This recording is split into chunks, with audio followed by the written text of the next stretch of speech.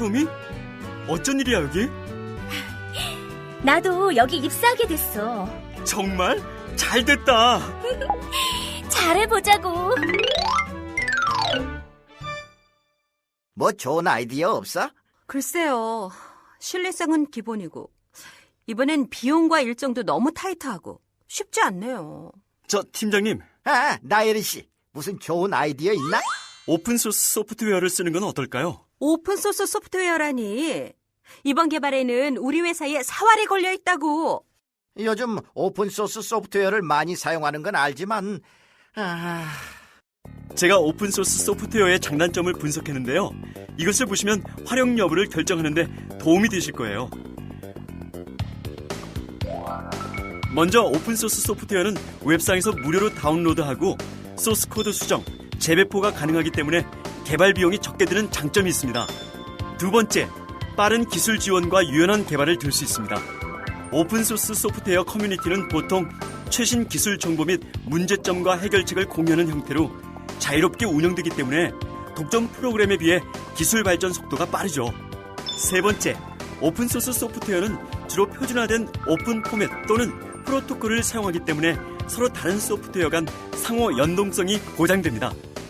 네 번째로는 전 세계의 우수한 개발자들이 개발과 디버깅 과정에 참여하기 때문에 신뢰성과 안정성이 있다고 볼 수 있습니다.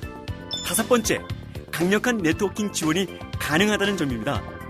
이거야말로 오픈소스 소프트웨어가 확산된 가장 큰 이유라고 할 수 있는데요.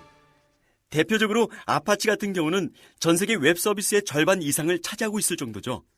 또한 오픈소스 네트워킹 솔루션은 대부분 상용 프로그램과 호환되기 때문에 상품화에도 잘 활용될 수 있을 겁니다. 그렇다면 이번 우리 개발 프로젝트에는 딱인 것 같은데. 근데 단점은 뭐지? 네, 첫째로 상용 프로그램에 비해 체계적인 문서를 갖고 있지 못한 경우가 많습니다.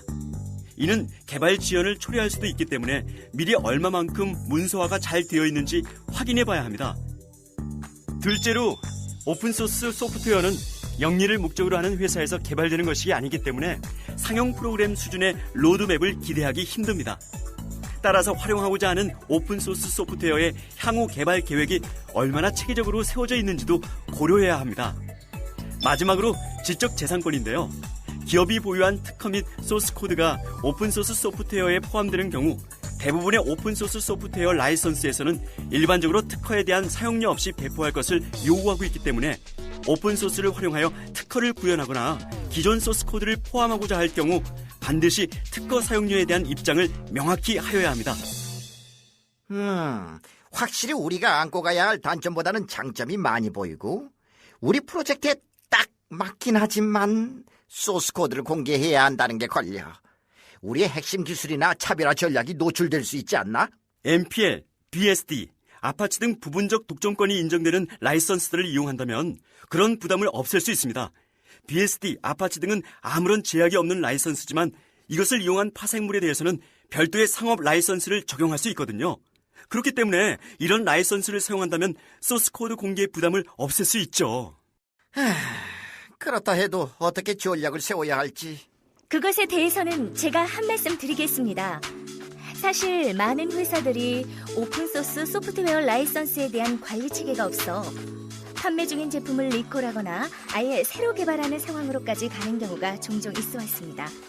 따라서 기획 단계부터 오픈소스 소프트웨어 라이선스를 고려해 개발을 진행해야만 합니다. 오픈소스 소프트웨어 개발은 기획에서부터 구현, 검증, 제품화에 이르기까지 각 단계별 관리가 필요한데요. 먼저 기획 단계에서는 개발에 사용될 오픈소스 소프트웨어를 파악하고 해당 소프트웨어의 라이선스 규정을 파악해야 합니다. 즉, 제품 개발에 사용할 오픈소스 소프트웨어를 선정하고 구글 코드 서치나 소스4지 사이트를 통해 오픈소스 소프트웨어가 어떤 라이선스에 속하는지 파악하며 해당 라이선스의 소스코드 공개 규정을 확인합니다. 2개 이상의 오픈소스 소프트웨어를 사용할 경우 라이선스 간 양립성을 확인해야 합니다. 다음에는 구현 단계인데요. 제품 구현 시 필요한 오픈소스 소프트웨어를 검색하거나 사용된 오픈소스 소프트웨어에 대하여 산출물을 수집하는 단계입니다. 사용하고자 하는 오픈소스 소프트웨어가 무엇인지 알고 싶을 때에는 소스포즈나 프레시밋, 구글의 코드 서치를 활용해보세요. 이러한 사이트에서는 라이선스 확인 서비스도 제공하고 있습니다. 또한 구현 단계에서는 저작권 관련 문구 명시와 같은 오픈소스 소프트웨어 라이선스의 규정을 잘 지키고 있는지 확인해야 하고요. 개발자 혹은 외주 개발 업체에게 오픈소스 소프트웨어 사용 목록을 작성하여 제출하도록 해야 합니다.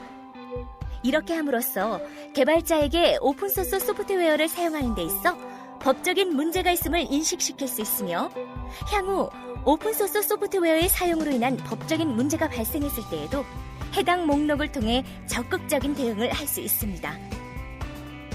구현이 완료된 시점부터는 개발된 소스 코드에 대하여 실질적인 검증 작업이 필요합니다. 구현 과정에서 개발자 실수 또는 다른 이유로 오픈소스 소프트웨어 라이선스에 대한 검증 없이 사용될 수 있기 때문입니다. 검증을 위해서는 간단한 스트링 검색으로 라이선스를 확인하거나 특정한 소스 코드가 포함하고 있는 오픈소스 소프트웨어를 검출하는 블랙덕 또는 팔람비아, 오픈소스 라이선스 체커 같은 검증 시스템을 사용하는 것이 좋습니다. 또 2010년 1월부터 국내 OLIS 사이트에서도 라이선스 검색 서비스가 제공될 예정이니 잘 기억해 두시고요. 드디어 제품화가 되었습니다. 이 단계에서는 사용된 오픈소스 소프트웨어를 라이선스별로 분류해 각 라이선스에서 준수해야 할 사항을 제품에 반영합니다. 여기서 개발에 사용한 오픈소스 소프트웨어 라이선스에 따른 소스코드 공개 여부와 그 범위가 결정됩니다. 공개 방법으론 두 가지 방법이 있는데요. 첫째는 제품 판매 시 제품과 함께 소스코드를 제공하는 것이고, 둘째는 제품과 함께 저작권 정보만을 제공하며 여기에 소스코드에 대한 정보와 실제 소스코드는 웹사이트를 통해 공개하거나 우편물을 통해 전달할 수도 있습니다. 일반적으로 라이선스를 효율적으로 유지하고 관리하기 위해서는 웹페이지를 운영하는 것이 보다 체계적이고 좋은 방법이라고 할 수 있겠습니다.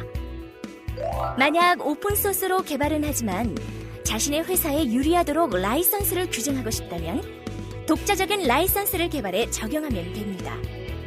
OSI에서 규정하는 10가지 조건에 맞춰 승인을 받으면 독자적인 라이선스를 만들 수 있습니다. 좋아, 결정했네. 오픈소스 소프트웨어를 이용해 신제품을 개발해보자고. 나혜린씨, 하루미씨가 맡아줘. 네.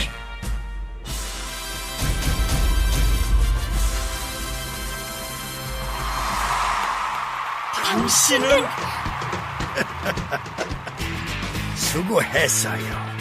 두 사람 다 아주 멋진 오픈소스 소프트웨어 마스터가 되었네요. 앞으로도 잘 부탁해요.